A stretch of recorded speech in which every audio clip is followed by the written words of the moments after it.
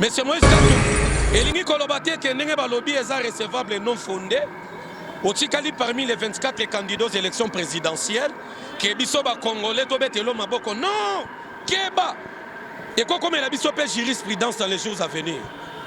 Ya, totikyo postulé na yo ndenge postulé, siko to robetora na katami. Ya, moindo bimi candidate. Parce que moi je suis de l'IDPS, na kosala le contre campagne, vouloir ou pas. Moïse Bosana kin ba voter ote na kin. Kino nyon soyebi ke yo. Oza italien, maman nabino zambien, oza ni de près ni de loin notre frère. Vous comprenez M. Moïse Katumbi. Ceux qui ont les commis président de la République, et Sili, minéré nyon swekei, Mboka Pekei, c'est ainsi.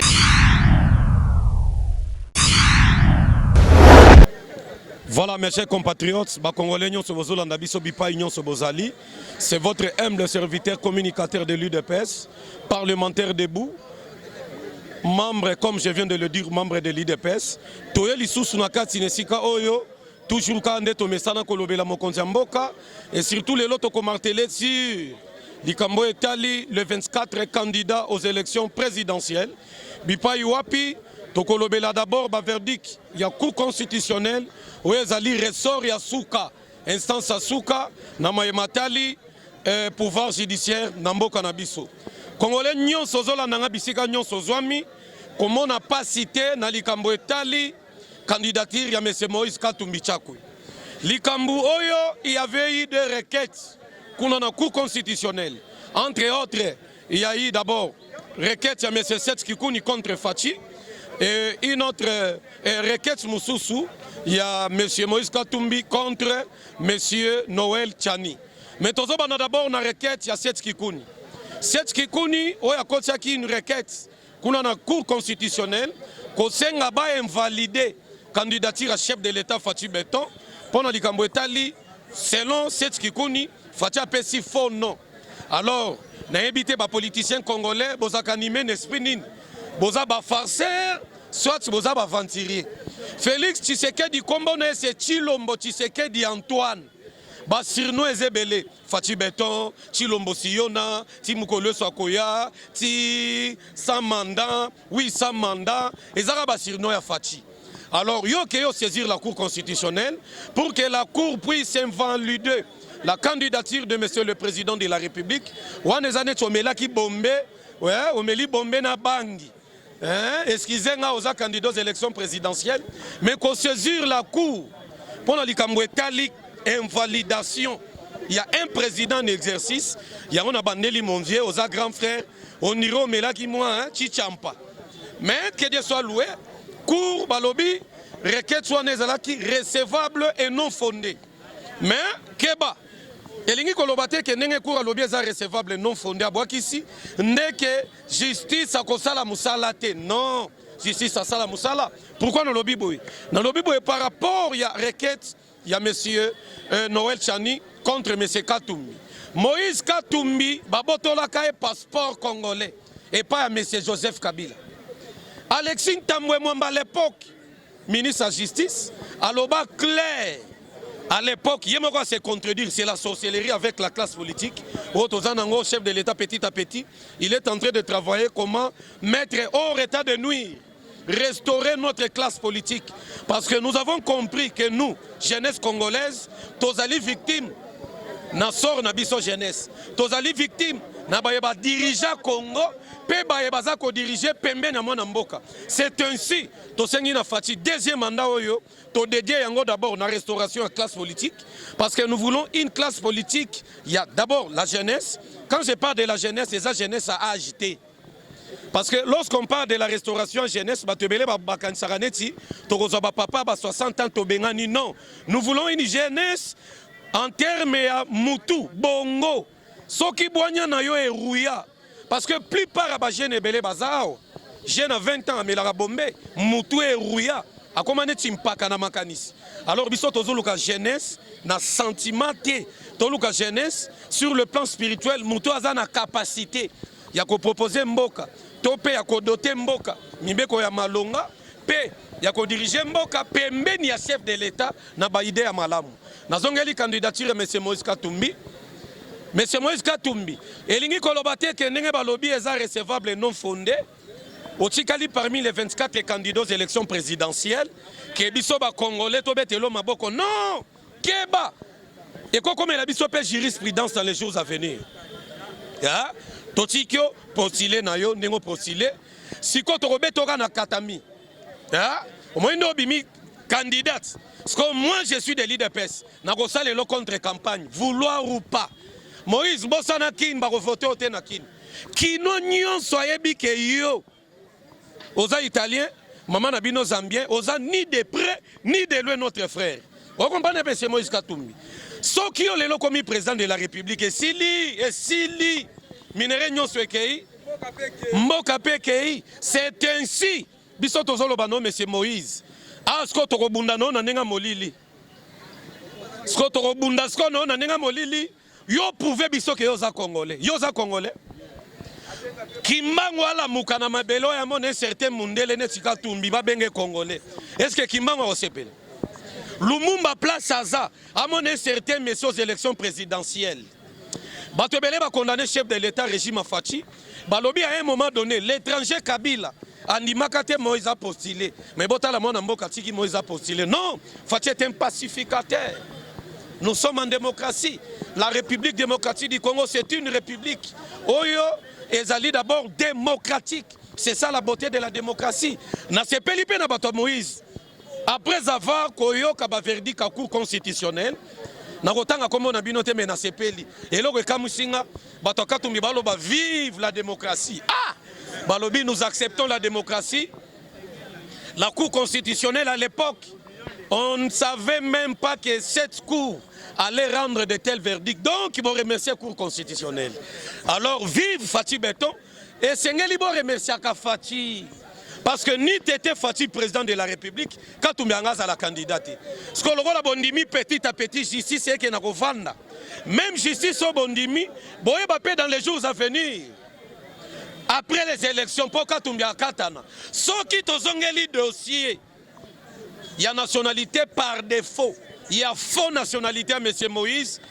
Bon, remercier le sous-justice, hein, parce que Mikanda mon côté na cour constitutionnelle et Polaka, justice paix à Bung Sarata Mukandate. Alors mon frère Moïse Katumbi, mais la Maya Malili, mais la champagne c'est là. Élection yango banda. Si quoi élection n'engezo banda. Oza parmi les 24 candidats, Facha Beta Bino Dada. Facha Zozo deuxième mandat. Ah, pour Sabino vérité, deuxième mandat à Fachi, et un mandat à revanche. Nabandeli. Deuxième mandat Félix, et un mandat à revanche. Toko, ça la revanche contre toute personne. Oya tchalo boko na musika, tona pembeni na minéré à Congo. Oya sakana na ba Congolais, oya sakana na justice à Congo, oya iban kita ya Congo. Pe oya ya na Congo d'une manière illégale, à comme notre frère. Ça c'est la honte. Congolais à Mundele na Mukuse azalakati. Monsieur Martin Fayoulou c'est samedi. Azokene na Chikapa. Lobby na monaki monsieur Devos Kitoko bayambaki na Chikapa depuis le dimanche. Secrétaire résidé et une équipe. Il y a monsieur Fayoulou bakiti na Chikapa. Fayoulou a lobby azokita c'est samedi na Chikapa. Na condamné ba jeno balinga babeta Devos na Chikapa botika ya vanda. Parce qu'il y a eu quelques jeunesses kuna batomboki balobi Fayoulou acha makoloté. Alors Fayoulou azokita na Chikapa c'est samedi. Na compte, na évité redynamisation, il y a parti na ou bien campagne, je n'arrive pas à comprendre. Mais chose grave, Nenge Fayoulou azokita na Chikapa, ba jeune ya Chikapa ya commune ya Kanzala précisément na centre ya Chikapa.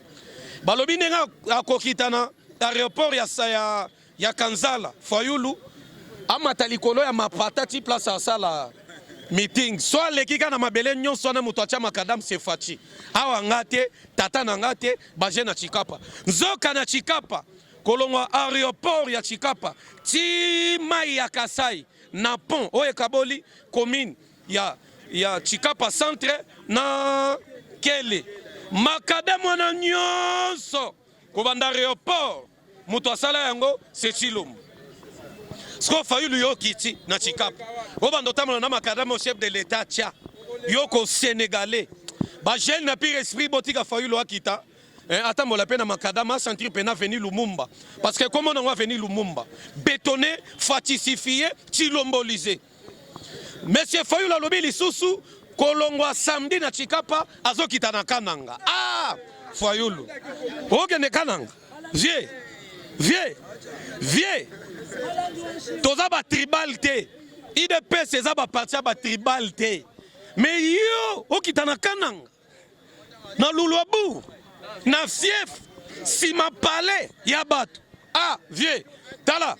Au moins, soko sarana na pala batu, sarana liboso payot, sarana liboso ndaku, sarana ta na somena si ma palais. Ah, papa, kananga si ma palais. Zilana peso biscuit. Au moins, jour qui t'a na kananga. Bato kananga ba le plus petit, il y a RDC. RDC nyonso bikolo nyonso. Mindele basagana na bango ba iba bango bampifo nyonso sauf akananga soyo lingo mana kananga Fayulu yo okiti na kananga avant okita kananga zilana peso biscuit moko benga Denis Sesanga sozana numéro Denis Sesanga tenga na peso numéro Denis Sesanga Fayulu benga Denis Sesanga ayebisa yo akutana pena na mwelo euta lola. Mutu abamba libanga ayeba te ti lelo. Libanga ya bakoko. Fayulu. Denis Sesanga kutu a ressortissant. Du fait qu'à s'opposa. Alele lis. E bongo yo. Pona kananga. Ufolo ba chilub. Olo ba lingala ya bien ya ba congolais. Yo yebi chilub. Na kananga. Pe na kananga balingaka mutu akokita. Azala kokana na bandeko na bango. Vous comprenez le qu'on aébissio. Mutu le roi muzi tout soit qui tina kananga ba yambaye. Po babi ke pangi na bet, pangi na boile. Mutu le la candidat musuni na présidentiel congolais. Maman Marie-Josée il faut que soit qui tina kananga ba yambaye. Et bongo yo Fayulu ata yo moko monzi. Na kozongela yo. Yo pe Denis Mukwege makambo lobi na Kikwit. Tala ba Mukwege mususu. Mukwege lobi na Kikwit azoloba une fois commis président de la République dans 6 mois à Silicien Sécurité Est. Denis Mukwege lobi soit commis président de la République nzale sili na Congo à l'immédiat. Alobi comment beaucoup mozo banti valeur et comment neti ba valeur na Congo. Akobenga na ba militaire nyonso ya bapaya baye awo. Denis Mukwege alobi régime batie république na soni ya kokamataka ba pays ya bapaya batinda ba militaire baya ba sécuriser biso. Mais c'est Denis Mukwege zala na expliquer yo. Succès au salaire ko sala réparation na ba venger ya ba mama po eko sabino. O sala succès tant que docteur otuba katonga bien na ba lisoko ya batu. Ba betela ko maboko otuba katonga bien. O boule politique akotuba tonga bien eza ko diriger pays. Tala lobi eloko komelo na Kikwit. Mukwege kiti na Kikwit population ba yeba tele longi ya mutu alinga comme président. Ba yebi ete. Ngamo na kolinde na boye na kine longi na ngeba na koleka yo Mukwege. Monte ko watoro. Mukwege yo kosili sanzala ba congolais. Na moins de 6 mois. Vous êtes un sorcier, vous êtes un farceur. C'est pas ça la politique. Alors nous Togo doit candidater, il y a quoi attaquer yo, monsieur Denis Mukwege. Je ne sais pas, frère Nabiso, je ne pense pas. Je ne pense pas que tu es notre frère. Vous êtes toujours bande d'étrangers. Par conséquent, en tant qu'étranger dans RDC. Mata Tampone, c'est un étranger. Denis Mukwege, c'est un étranger. Katumbi, étranger. Fayulu, étranger. Association et étranger contre moi Namboka Fati Béton. Papa, gratuité. Gratuité à Mabota, au Félé. Gratuité à Bana, au Félé. Gratuité à Kotangi Sabana, au Félé. Sigo nyonso wana zamana mboka. Donc Félix a saliga et côté. Sigo Herbino Bobo ya militaire à EAC. Sigo politique yo lingo comme président. On dirige pays ka nakati à l'interne, à l'externe on dirige te. Talane boko saraba petit peuple. Boa lukuta, boa batwa lukuta. Que Dieu soit loué. Boaba candidat, toujours qu'il y a une élection. Pour n'abonder la binote, nazoeb sabino clair. Clair. Je suis parlementaire debout. Je ne suis ni président d'une cellule de l'IDPS, c'est-à-dire dans les organes de base de l'IDPS, je ne fais pas partie de l'organe là, je ne suis ni une autorité des organes. Je suis simple parlementaire debout. Être parlementaire debout, c'est une structure informelle de l'IDPS. Ça n'engage que nous les parlementaires debout. Il y aura ce que l'on a bambabino. Herbacha Denis Kadima, président ya Seni, Bobo Yaye, Botele Melaye. Biso, Tobetele Maboko. Biso IDPS, Tobetele Maboko. Si Koyo, Bozali ko se prétendre la Cour constitutionnelle. Jean-Paul Herbachaye, Botele Melaye. Mais Azaka ka président, il y a Cour constitutionnelle. Maintenant, vous attendez quoi? Après la publication des élections, qu'on puisse citer le nom de Fayoul, de Mukwege, qu'il est élu. Papa, boaba total, abomeli ni nyangu. Ce qu'on a fait, c'est clair, potos à la claire. Bon, mon élection, yo. Docteur, Otigis, au longwe na sena bino ba docteur. Oyena stade, il y a politique, terrain politique, ça la rappelle na banner solide. Si vous allez le retour au Salabino, Denis Mukwege, au moni ne bando violé basi, na complicité na yo, au tsubi ba tutonga fia. Au sali réparation ya ba maman wana ba betelo maboko biso pe okomona nde to réparer ka élection o comprendre Denis Mukwege ozoyoka yo bando réparer ba maman o tsubitonga biso pe to ko réparer élection to tsubitonga match nil te siko yo Moïse Katumbi nengo bando ba minere nyonso ya Grand Katanga ozo kendo te kangwa hier Nebiso pe to relaxon nde ba yibaka. Toge machinil to toge machinil te. Sigo yo matata mponyo. Ero iba 250 millions de dollars américains à Bukangalose. Otonga ba immeuble na ba université na Manyema. Ba betelo maboko. To relaxon pe nde ba yibaka 250 millions ya voix. Ya belecteur. Toge machinil to toge machinil te. Etigaline sinani. Toro kokana. Bino boyeba ki minere. Mais biso skopé to koiba. Pona que Sabino aura passé. Bon mon élection. Bon mon élection. S'il faudrait to violer, to bourrer, to nager, to briguer, to tripoter, to tripoter, to sala na trabattement, to sala. De manière à ce que le chef de l'État soit la président de la République. Merci beaucoup. Moi, Mouké Nazagi Nangwa Koloba, Yangwana Zamba Pambolabino, c'est M. Cyril Mwamba, moi Nakoli. L'histoire Mokonzi, Fatih Béton toujours.